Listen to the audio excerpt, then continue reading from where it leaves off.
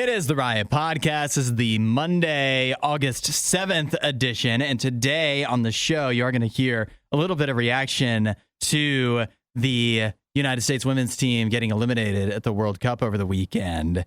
And there's just so much with it that we didn't get to the first time around that I wanted to point out. We've watched a lot of the reaction to it. I watched the game live. I got up early.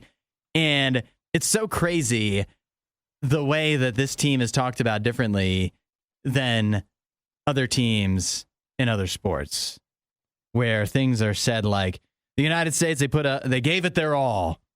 They put up a strong performance today, and you really feel for the players, that kind of stuff. The kind of stuff you'd never hear them say about, I don't know, like LeBron. Never. Can you imagine after the LeBron loses in the NBA Finals? You really feel for LeBron. He really gave it his all. A strong performance, but this is a cruel game. That's wild. It's crazy. The part that's crazy to me is like they were the favorite. Yeah. Coming in, they were the favorite. Like they were the favorite to win. Like it's so hard when they lose in this fashion to a team that coming into this, everyone would have picked them against. And so when after the game, they're like, oh, we lost by millimeters or whatever it is. We put together such a great game.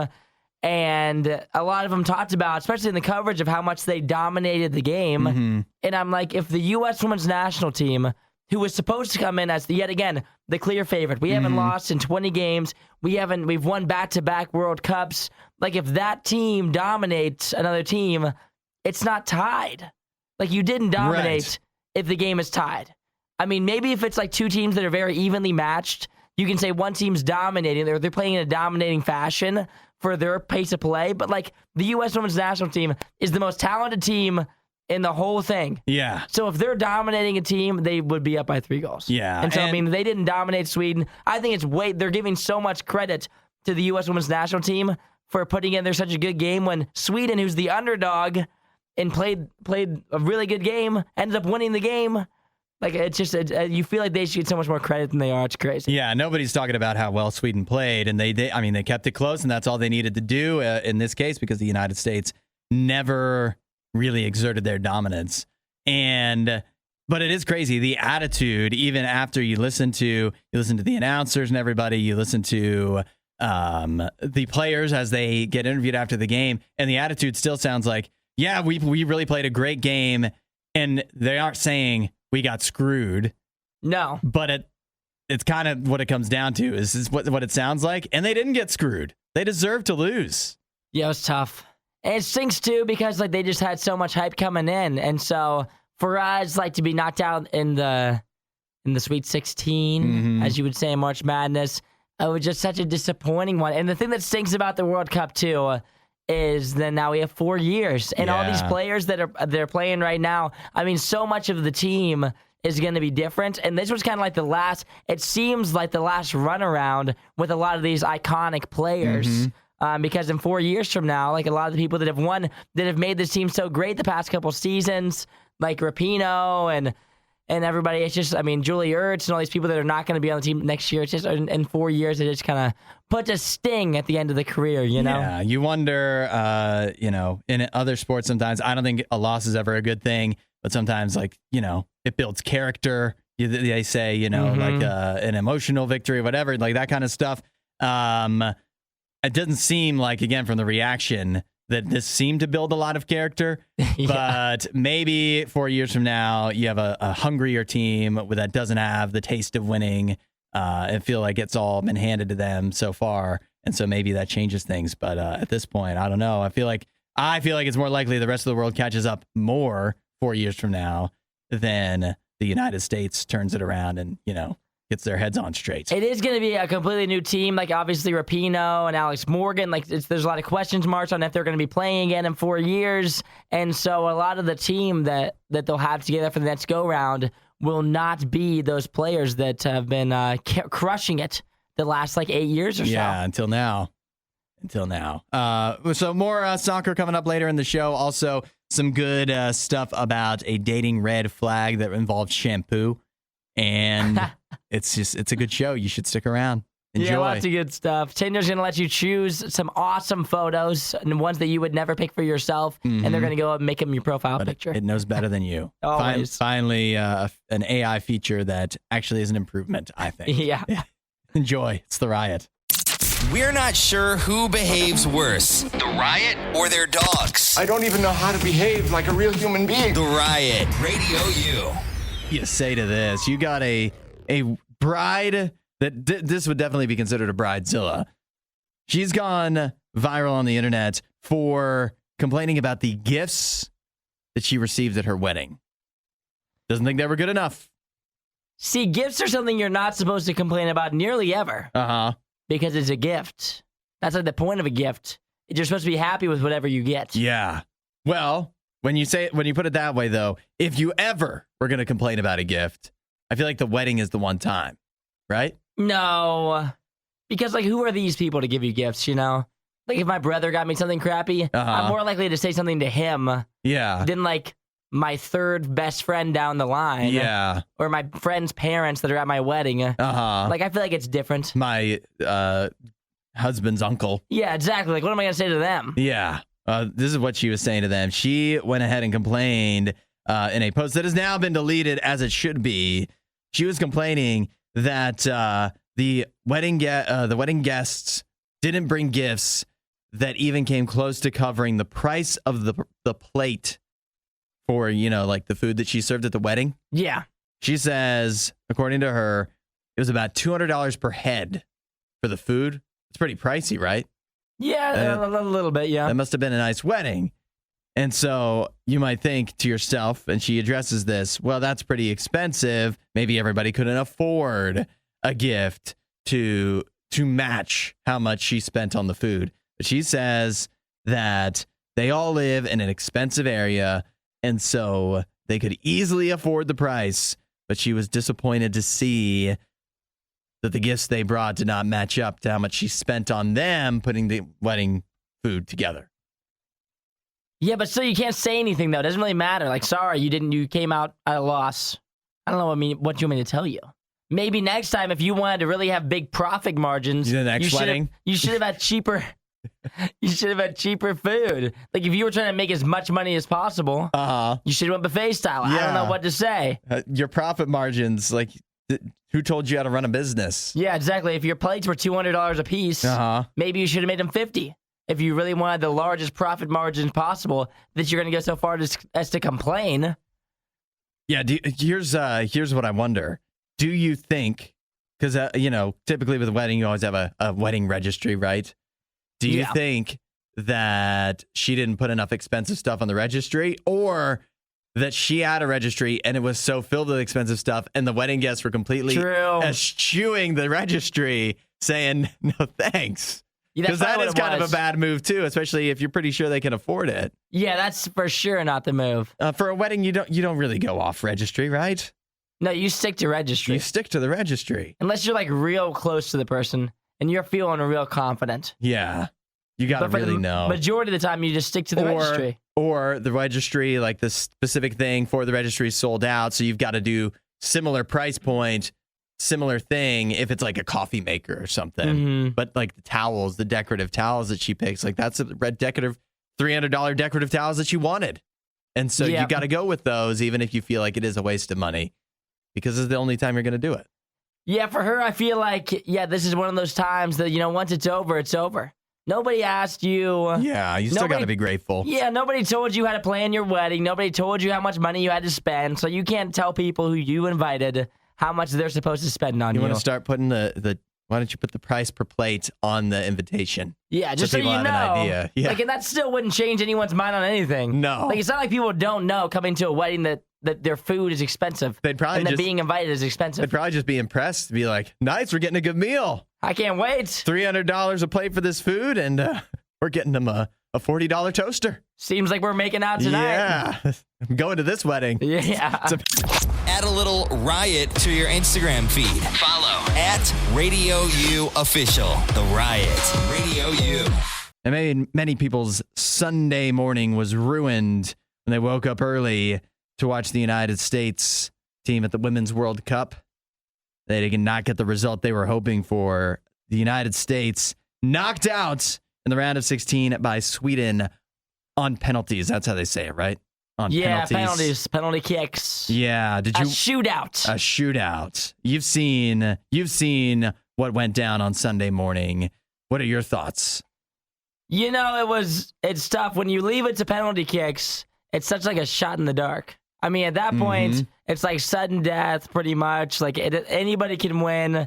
And for us to miss 3 penalty kicks, I don't know. For me, like I've never played soccer. I'm not like a huge soccer fan, but that feels like the most like traditional, fundamental thing.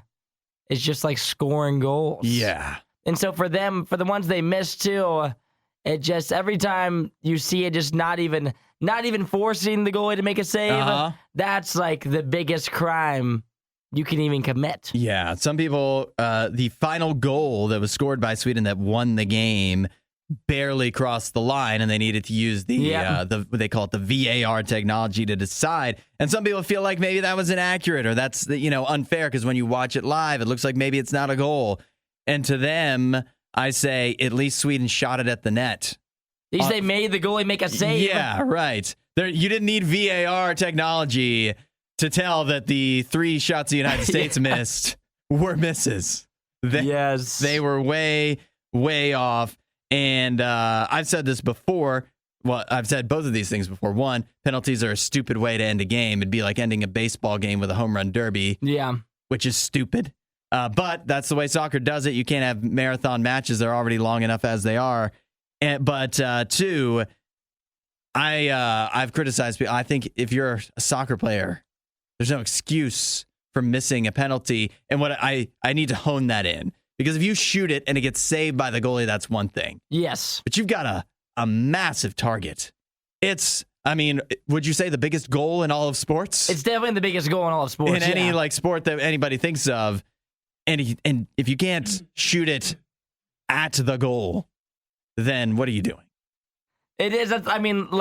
Legitimately in this video, the worst one of all of the 3 was Megan Rapinoe, which is the only player, one of the few players on the U.S. women's national team that has a lot of name value. Yeah. She's probably been our best player for a while. And a standby. Yeah, everybody knows who she is. And so for her to go out there and completely miss. Airmailed it.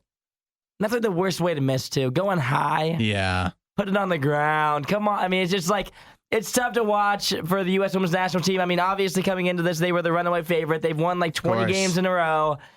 They've won the past two World Cups, and so for them to get knocked out in the round of 16 when they barely made it this far, it was just really disappointing for them. But at the same time, you can't always be at the top, so no, they can't win it every year. Yeah. As soon as the game ended, the broadcasters were talking about, well, this is going to be better for them going forward. In 6 years from now, 4 years from now, when they're back. They'll be stronger for it. But I want to end with I've got one lesson I want to teach everybody today, and that is, I knew the United States was going to lose. I did predict it on the show on Friday, but that was just guessing. But then leading up to the game, I knew. And the way I knew is because every single sports book was saying, bet on the United States to advance. We've boosted the odds. Yeah. And when I saw every single sports book doing that, I thought, oh, they know. They know they're going to lose. Yeah, this is not happening. So that is, I'm sure a lot of people got suckered into that. And you got to know, if the sportsbook's please bet on this, please, that means they know. That means it's over. Find more Riot content online. riot.radiou.com. This is kind of sad. In New York. Yeah. No, listen, in New York City, what is sad news also can be seen as an opportunity. Oh. If you have the right mindset.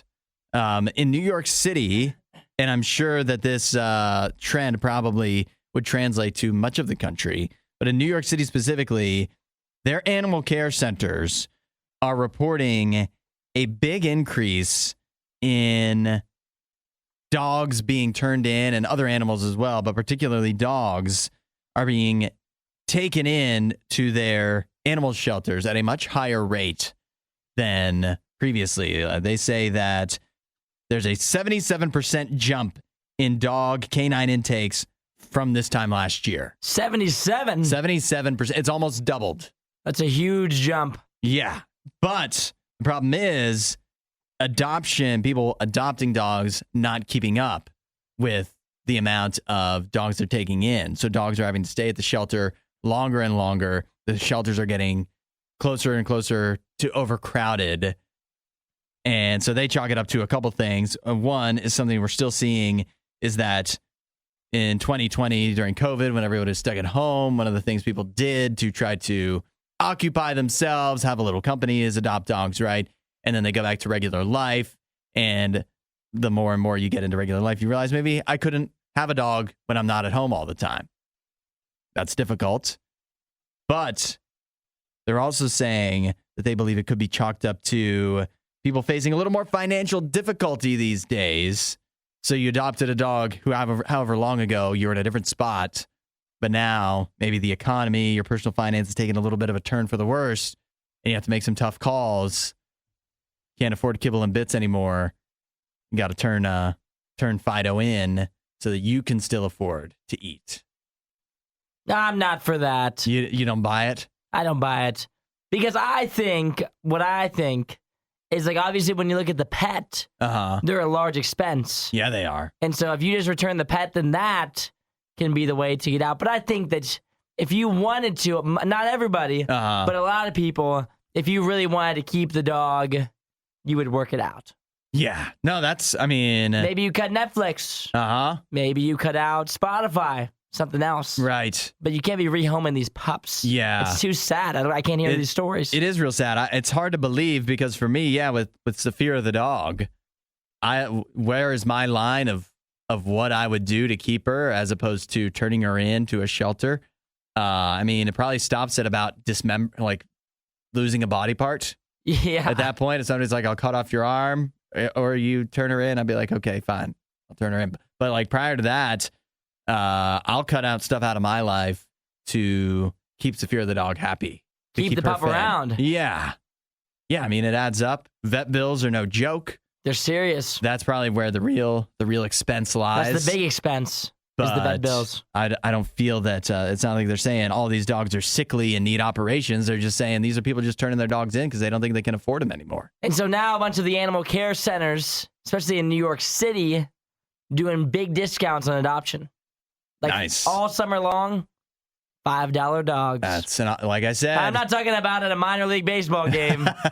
We're talking about big dogs, baby. Yep. So like I said, what starts as a sad story turns into an opportunity for you. And I'll also tell you, too, that much like myself and Isaiah, where we would do just about anything to keep our dogs happy, that's how Jesus sees you, too, that Jesus is not going to ever get to a spot where he's like, well, it's either this or you. And you know what? I guess I'll keep the Netflix. And you're out. You're kicked out. Jesus is much like a great dog owner, the way you love your dog, that he would never let anything get in between, never let anything separate you from his love. And I think that's important to remember. God loves you that much. And if you want to know more about that, hey, start talking to God directly about it. And if you want to know more, check out RadioU.com/free gifts. We're not sure who behaves worse, the Riot or their dogs. I don't even know how to behave like a real human being. The Riot, Radio U. We've got in sports fights about actual sports fights today. This is amazing. This is so good. Yeah. What a good weekend of sports. It really was especially for a random weekend in August, usually a pretty dead time for sports. We had a lot of good sports stuff over the weekend, including a couple of showdowns that led to fisticuffs. One, of course, was Jake Paul versus Nate Diaz, the much talked about boxing match where Jake Paul entered as a heavy favorite. And when it was all said and done, here's how it played out. All three in favor of the winner, the problem child, Jake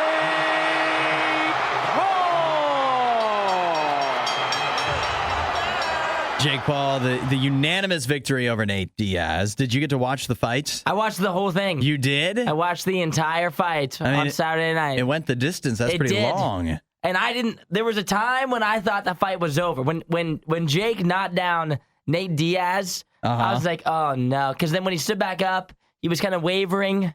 The referee looking at him, making sure he was all good. And then right when they started to back up, Jake went flying at Nate Diaz, like coming out hot. I was like, he's going to knock him out right now. Like, there's no way. But Nate Diaz, not to be messed with. I mean, he hung around for so long. By the end of the fight, like the last 3 rounds, I was like, oh, this is going the distance, because unless Nate Diaz knocks out Jake Paul or Jake Paul knocks him out, there's like no way anybody's getting knocked down that's just going to tap out. Like, there's no way. Nate Diaz was like taunting with Jake at the end. Even though he lost the fight, he was like he was like kind of not taking him seriously. I don't know. It was a really odd fight. Yeah. But Nate Diaz not to be messed with. A lot of people say that going into it, that Nate Diaz wasn't taking a fight seriously the entire time. I mean, he didn't look good.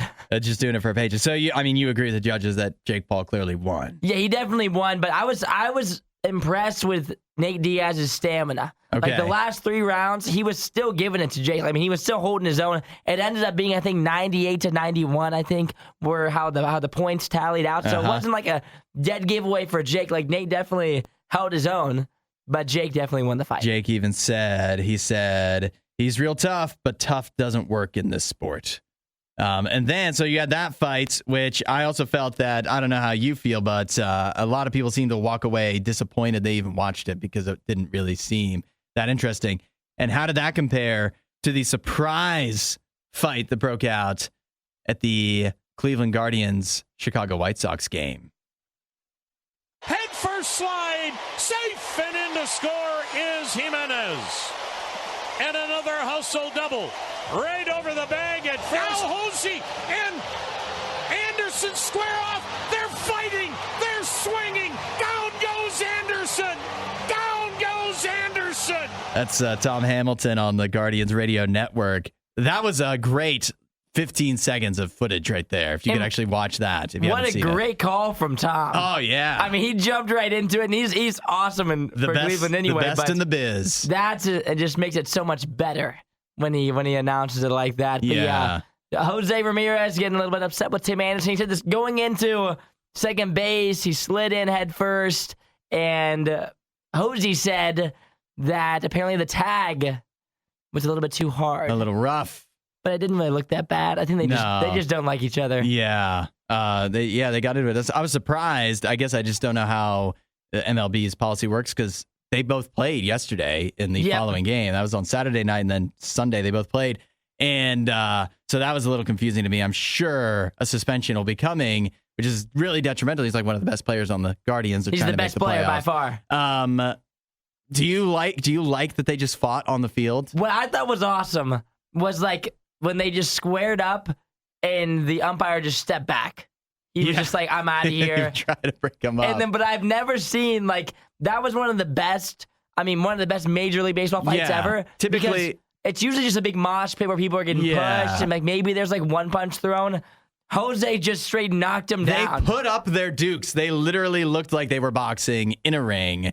And I love that. As a hockey fan, I wish baseball had more of this. A lot of people get frustrated with it. Oh, one pitcher hits one guy the next time, because he admired a home run or whatever. Just duke it out. Just duke it out and get it over with. The old-fashioned way, the old-fashioned way. And nothing probably felt better than when Jose got the cleanest of hits on Tim Anderson and knocked him down. So as a Guardians fan, I mean, we lost the game, but it still felt like a win. Yeah, it sure did. That's worth more than anything.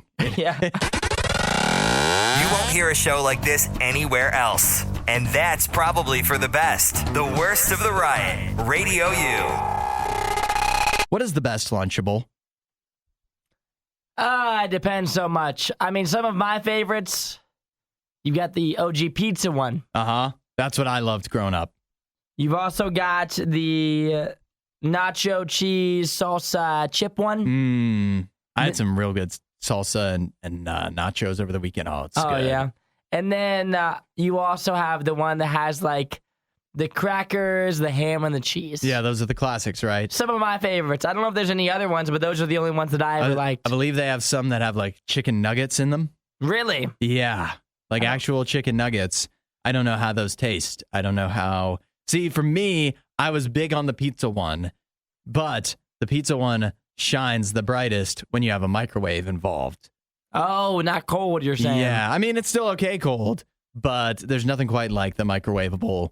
The pizza, you microwave it, melt up the cheese a little bit, maybe even toast that pepperoni a little bit, get a little crisped up. That's the way I like it. That was my favorite Lunchable. But that's not a true Lunchable, though. You don't think so? No, because you would have to take a Lunchable to school. That was the point of a that's Lunchable. right. And then there was no microwaving at school. That's what made it so great. Because you could just eat it how it was. Which I intend to change when they elect me to school board. One of my top things is going to be put microwaves for kids. Yeah. I think they should be able to have them. I don't think that's too big of a deal. But the Lunchables, they're about to experience a little bit of a change.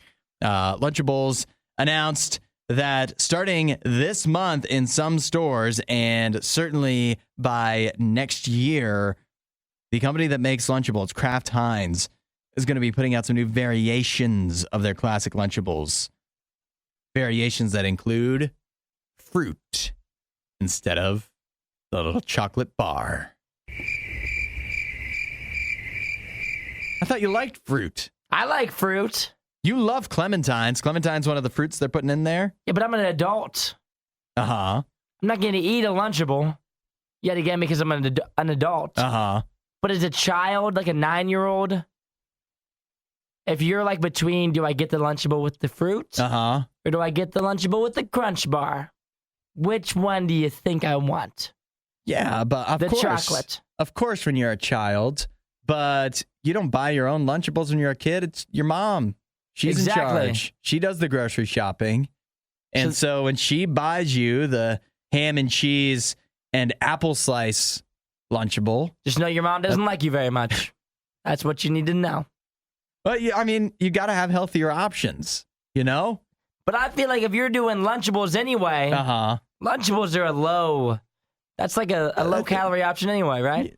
I mean, it's got some decent health benefits, I would think. Between you got crackers, they're not bad for you, right? You got ham. Ham, that's got a lot of protein, right? Meat. Or turkey, which is very lean meat. Turkey's lean protein. lean. And then you add in here the vitamins and nutrients that come from apples, grapes, pineapple, or clementines. We'll get that out of here. X-nay that. What is a Crunch Bar adding to your nutritional value? Or Oreo cookies? Happiness, Hudson. Happiness. When you go to school and you pop out your Lunchable, you're like in 2nd grade, and then your best friend next to you pops out his Lunchable. That's not your best friend, your worst nightmare, the kid who's been bullying you. He pulls out a Lunchable, and you pull out the fresh grapes, and he pulls out the Oreo or the Crunch Bar. How do you think little Johnny's going to feel? Not very good. Yeah, but not only is he kicking your butt, he's also has the chocolate. You got to keep in mind, though, that sometimes what kids want is stupid. You know that. Oh, I know that. You got to say no to kids. You got to say, no, Johnny, you don't get the Crunch Bar. You get pineapple. But in the long run, how much is it really making a difference? It's like the tiniest little mini Crunch Bar of all time versus what, 4 grapes? Is that the trade-off? Do we do the Crunch Bar or 4 grapes? I mean, come on. The only thing Isaiah loves more than the riot is himself. Someone who probably still lives with his mother and hates himself. You're listening to The Riot on Radio U. That was a wild weekend in college sports, not because of any on-the-field, on-the-court action, but because so many teams, so many colleges now, universities seems to have a new conference they're calling home. Big realignment, and it all happened all at once, it seemed. And now at this point, it looks like the Pac-12 conference may be going by the wayside. Yeah, they're not looking good. Things are not looking promising as they only have 4 teams that are left. Mm-hmm. None of them particularly huge name brands. Yeah. So can you even sum up so many teams just left the Pac-12 in the last 4 days? It's hard to even keep track. But Colorado started the exodus here. They decided to move to the Big 12. Thereafter, Oregon and Washington said, we're going to have to go to the Big 10, right? Yes. And Arizona State, Utah have all pledged to go to the Big 12 as well, following Colorado. Is there anybody I'm missing? I think that's everybody. That's everybody, which leaves Oregon State, Washington State, Stanford, and Cal out flapping in the wind, not knowing where their next home will be. Will it be the Mountain West? Will it be some of them may have a chance to go to the Big 10 or Big 12? Will it be did I say the Mountain West already? Yeah, you led with that. I just start with that. Will they have to be independent? What will they do? Or will they just 4-team it in the Pac-4, baby? Yeah, that'd be, hey, a real good chance of you winning the conference championship, I would say. Yeah, and at the same time, I mean, the Pac-12, they might try to, I mean, there's other schools out there. They can try to finagle things, but at this point, what can they offer to another school that's not in the conference already? Yeah, I mean, it's going to be just that name brandness. I mean, they're not pulling anybody that's worth a whole lot, but I'm sure there's teams out there that would be willing to go to the Pac-12. But at this point, the Pac-12 pretty much has essentially no chance to be a power conference in college football anymore. What do you say is more likely? If you think of schools that the Pac-12 might try to draw, they would be thinking of like Boise State or maybe Gonzaga for basketball or something like that. Maybe Fresno State. You think those schools would rather go to the Pac-12 and try to start something new, or would they rather say, hey, why don't you guys come join us in our conference? Because that's actually probably better at this point. I think the only way the Pac-12 remains a conference is if them and the Mountain West pretty much just merge into which has what happened would be, before. Similar things in history. Which would be more of just like sad. Yeah, not a good conference. So, you know who I think this is sad for? To me, I was thinking it's sad for like Oregon and Washington, or actually, you know what? Big Ten fans in a way. I say Big Ten because think about now, like let's say you're a Nebraska fan, right? You could go to all the Nebraska games, and if you're real dedicated, a lot, you know, like this is pretty common in college. You do road trips to go out and see a few road games every year. Now, if so many of your road games are going to be out on the West Coast, you can't road trip for that. So it becomes way more annoying as a fan, and games will be starting later and later, like a Washington game, a Washington road game that could start at like 10 p.m. your time, you know, like that kind of stuff. It kind of gets, I feel like some fans are going to their lives are going to be made more difficult by this. Heck, not even the fans. How about like the softball team or the volleyball team when they have to go from Oregon to Rutgers? Think about that plane ride because they don't have a private jet.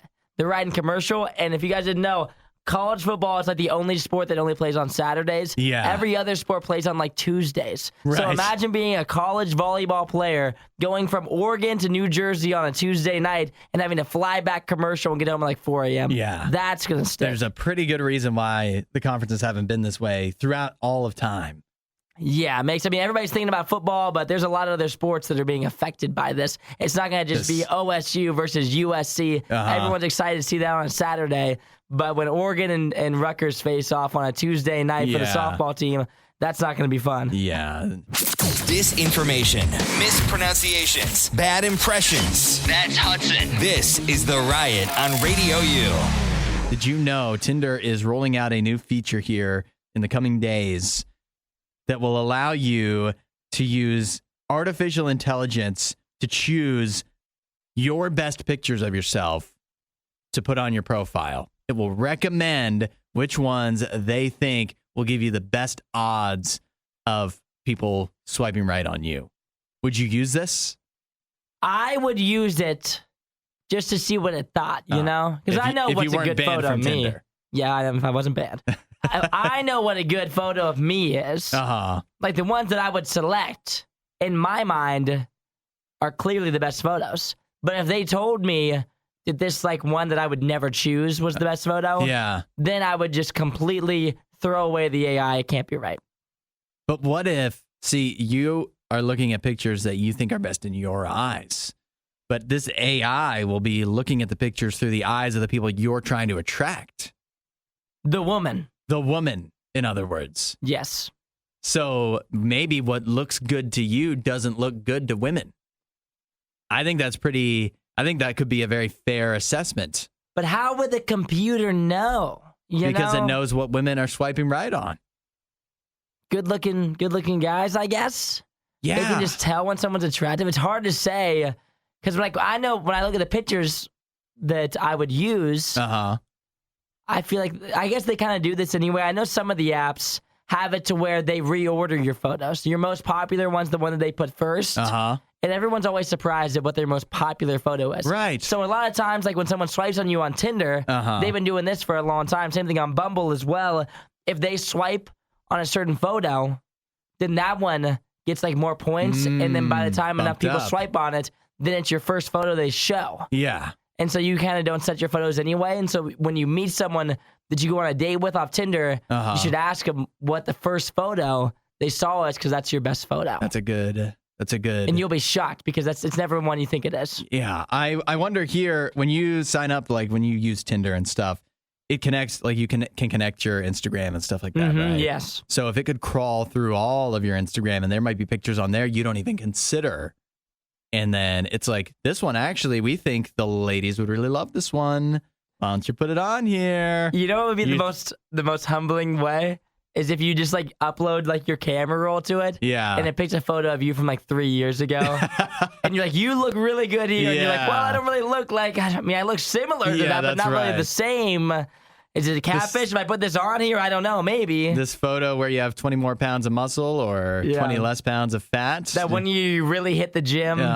He's like, I think this is your best photo. I'm like, well, I can't really put that one on there. Yeah. I feel like that might be lying. Yeah, people might be disappointed when they actually meet up. I don't know. I think it can't hurt, right? Yeah, you should check it out. And it definitely increases your chances of attracting an AI. Oh, if you want the bots. Yeah. If you really want the bots, hey, they'll pay a lot of attention to you. They will. They won't ghost you either. They might treat you well. It's the safest way to date. Until they start scamming you for money. Until you had to send them $500. Yeah. You won't hear a show like this anywhere else. And that's probably for the best. The Worst of the Riot. Radio U. I've got a woman here going viral on TikTok. She's caused quite the debate over her reason for dipping out on a date. It was a red flag that she considered an instant emergency. She had to leave. She went into the guy's bathroom. He had invited her over.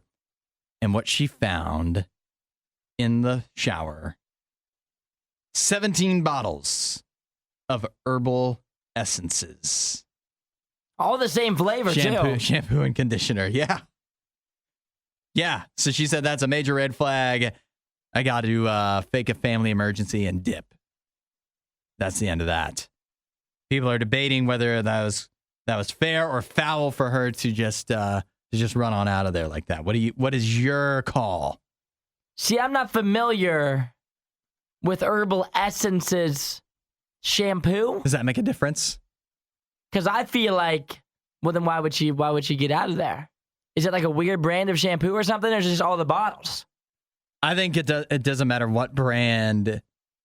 The brand doesn't matter as much as that there's 17 of them.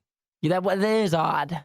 It's a lot of shampoo to have. Why do you need that much? I thought at first, before I saw the headline, and I was like, oh, so he never throws out the empty bottles, because I know some people that I might be married to that do that. But but he has like 17 full bottles, which I don't know if that's better or worse.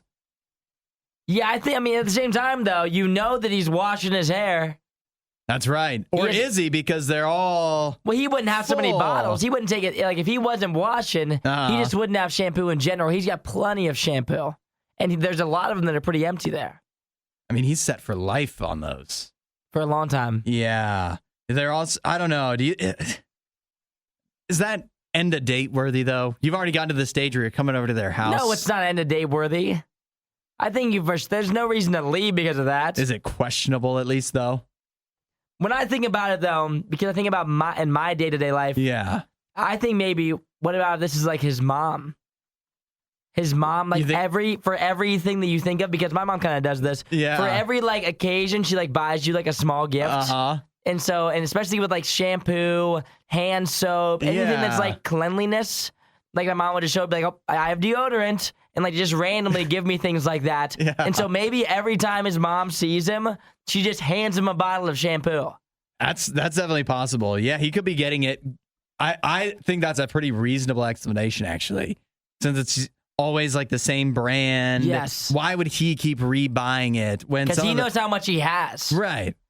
His mom doesn't know how much he has in there. Some others say another explanation could be that he bought it at like Costco. And still, I mean, they don't sell 17 bottles at Costco. They would sell like 4. right? And you would open them one at a time. It's kind of weird that he keeps on using you different think ones. Stash it under the sink. So, yeah, I don't think it's end of day worthy. You don't either. dip the date No. because this man likes to wash his hair. Right. No matter if he has 17 bottles or 2. I think that's. I think she got at her jump to conclusions, Matt, on this one. That she thinks it's weird. It is weird, but it's not like red flag weird. No, and it's such an easy fix too.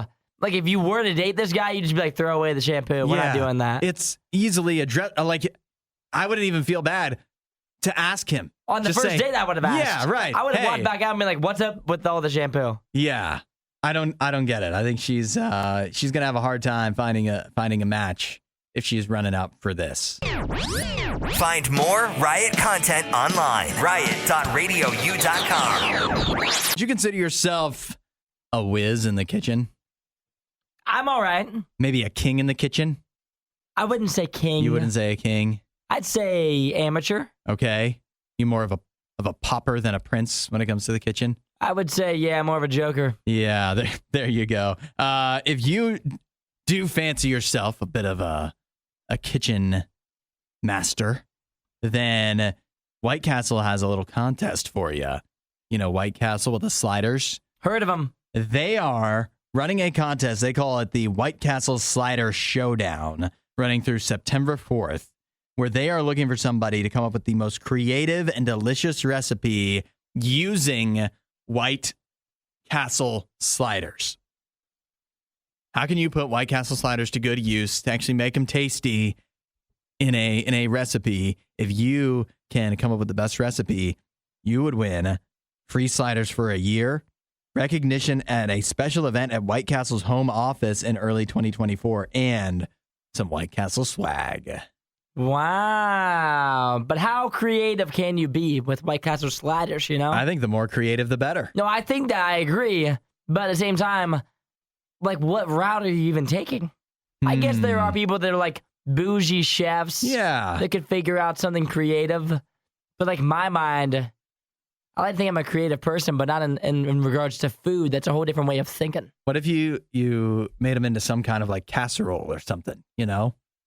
Like chopping it all up together? Yeah, like you made it into like a slider lasagna type thing. You could cut them lengthwise and then put like layer and then put some other layer in. And then again, I don't know. I'm already starting to get the juices flowing here, to get the little creative juices. Because I've watched enough cooking shows to know you can get real wild with stuff like this. Some people see sliders the way they are and ask why. I see sliders the way they aren't and ask why not. And I think as well as coming up with whatever the recipe is, I think what might be just as important is coming up with a catchy name. Oh, that's a good point. You got to name your dish. Maybe you come up with the name first and then see where that leads you. And figure it out along the way. Yeah. So let's what do you want to come up with a good slider recipe name right now? Yeah, let's go ahead. Go ahead. All right. I'll say a word, then you say a word, and we'll do like 4 words, and then that'll be the name of the dish. Dazzling. Slider. Mayhem. Castle. Castle? We could have called it, you could have just said casserole, and then it would have been actually we need it. Should we do? You want to redo it? Yeah, let's do it again. All right. Spectacle. Of. Slider. Tender. Oh, so there's gonna be tenders in it. I think we might have to bread them to the Oh, hey, there you go. Deep fry them. Oh, we could deep fry them. That's usually a winner. We probably should have added in cheese into one of the names too. Yeah, we could have just thrown an ingredient. Doesn't mean you can't put cheese in. Well, cheese is already on there, isn't it? I don't know if they come with cheese. You can add cheese. I believe they come with what you get. You can add cheese, but it's a little slider bun, and then you have to have the onions. There's no way around that. And then the little tiny patty, but I don't know if cheese is actually included or not. You should add cheese. I'll tell you what. We've given you some ideas. We're working on this. Dazzling. What did we say? Dazzling slider mayhem casserole? Yeah. That sounds like it could be good. That sounds like it could be something. Yeah, or spectacular slider mayhem something. No. Tender something. I don't know. We'll work on it. We'll workshop it. Yeah. You just heard the worst of the worst. We'd give you the best of the best, but we'd have to find that. As soon as we do, you'll be the first to know.